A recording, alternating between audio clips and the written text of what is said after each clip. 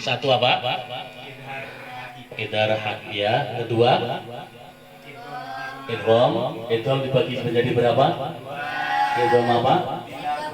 Oke. Terus yang ketiga, keempat, paham ya? Cara baca idgham birunah. Yang pertama idhar ya.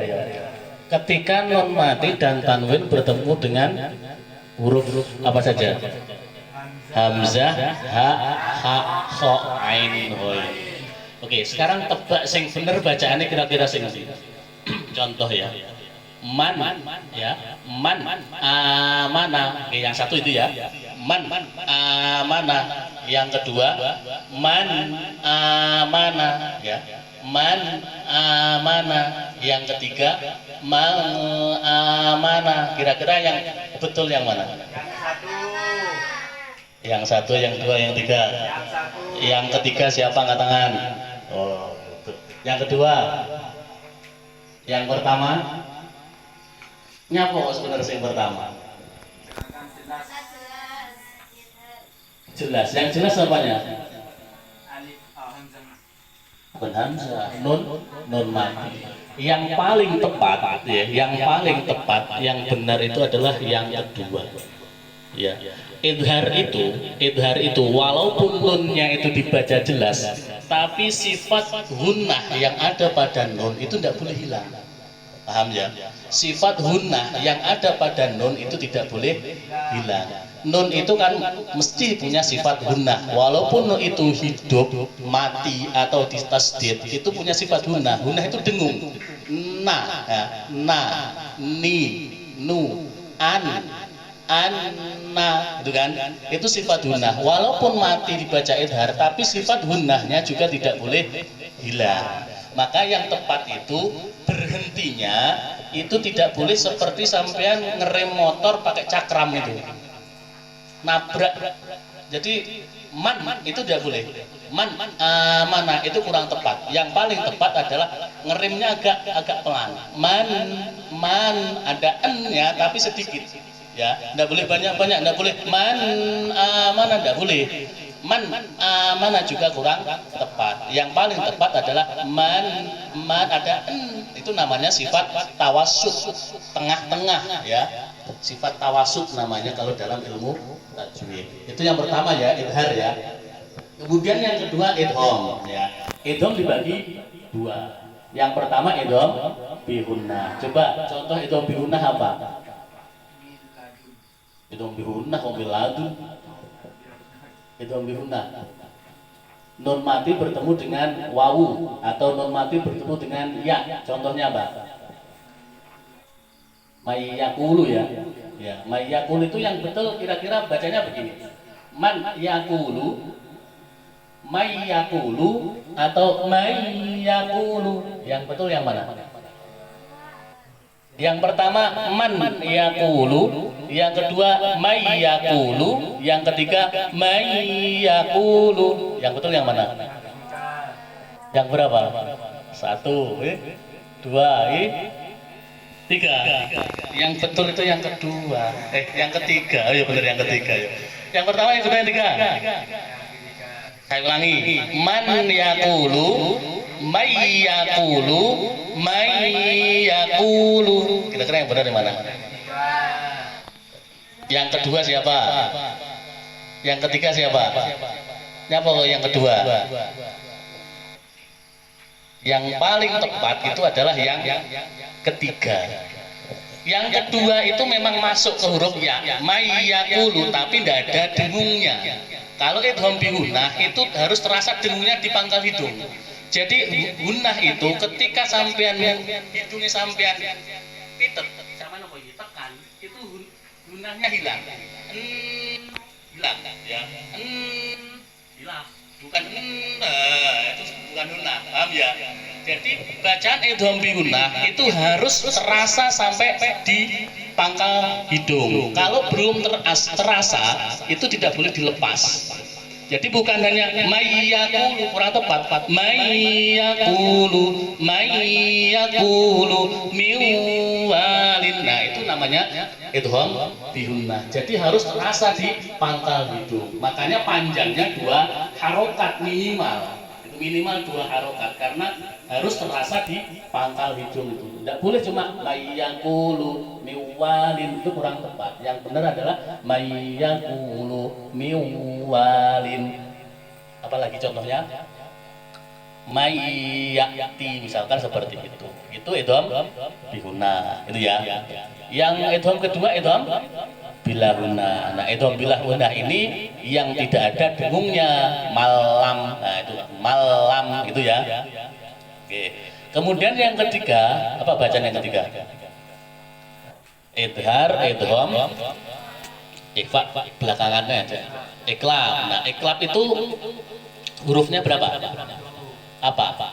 Contohnya apa?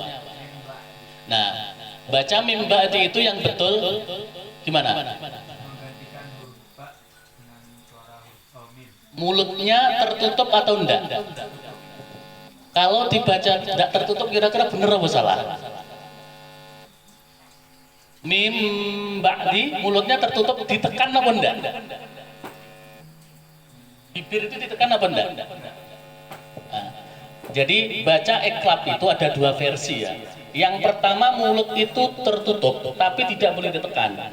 Mim, jadi mim itu ya. Tapi tidak boleh ditekan, tidak boleh mim ba itu tidak boleh.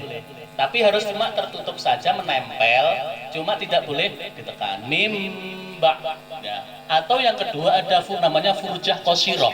Furjah qasiroh itu ada renggang sekira cuma sekertas. Jadi agak sulit gitu memang. Miu, jadi ini tidak boleh tertutup tapi renggang. Itu pilihan kedua.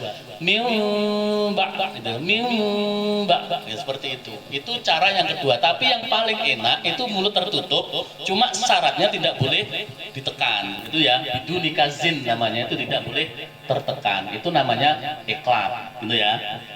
Sudah. Yang terakhir apa? Ikhfa. Nah, ikhfa itu hurufnya ada berapa? 15. Contoh satu saja apa? Nun mati bertemu dengan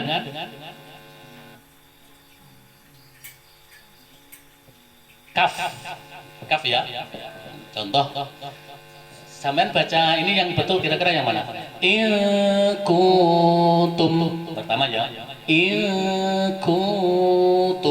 Yang kedua, ilkutum. Kira-kira yang betul yang mana? Lihat mulut saya. Ilkutum. Jadi mulutnya tetap ini. Ilkutum. Yang kedua, ilkutum. Nah, itu yang kira-kira yang betul yang mana? Yang satu dua. Tidak pernah sedetail itu ya bacanya. Yang penting baca gitu ya. Iya. Yang paling tepat ikhfa itu adalah yang kedua ya. Karena itu terkait dengan sifatul huruf.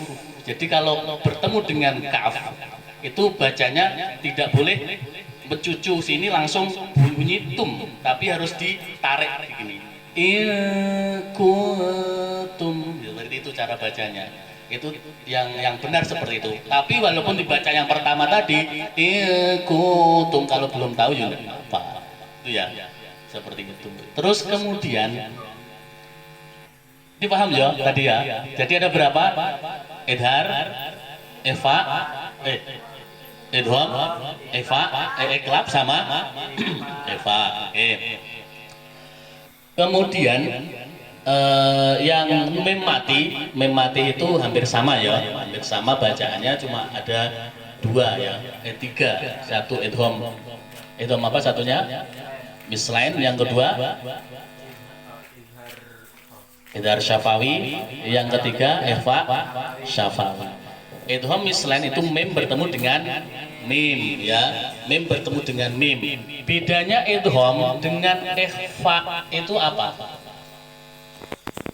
Contoh idham mislain, mim bertemu dengan mim. Contohnya apa? Bukan mimba iklab. Mim bertemu dengan mim. Apa yang mim bertemu dengan mim? Yang anu dulu, yang mim bertemu dengan ba. Ya'tasim billah ya. I'tasim billah mim mati bertemu dengan ba. Nah, bedanya ikhfa sama iklab itu di mana?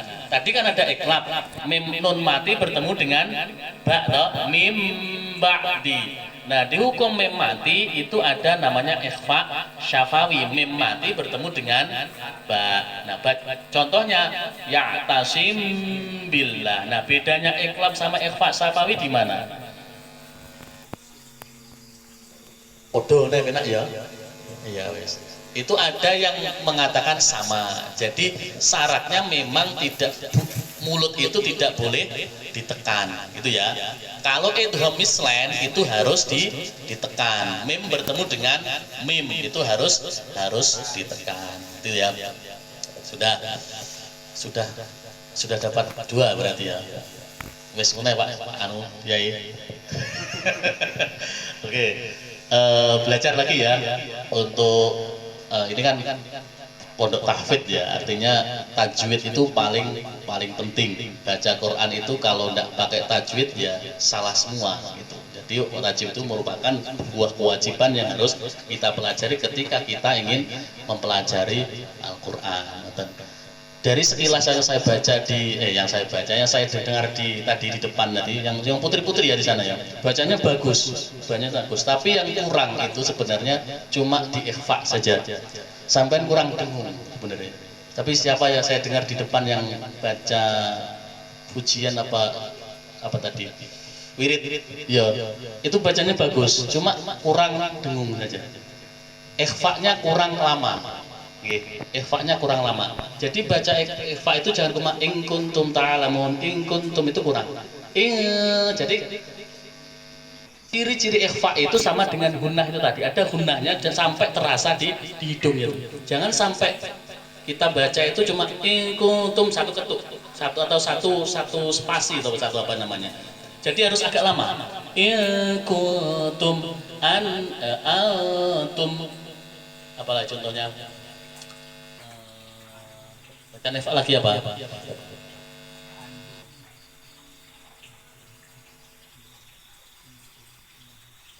Apa contohnya? Coba surat pendek saja. Qul a'udzu birabbin nas, malikin nas, ilahin nas. Apa? Qul a'udzu birabbil falaq ya.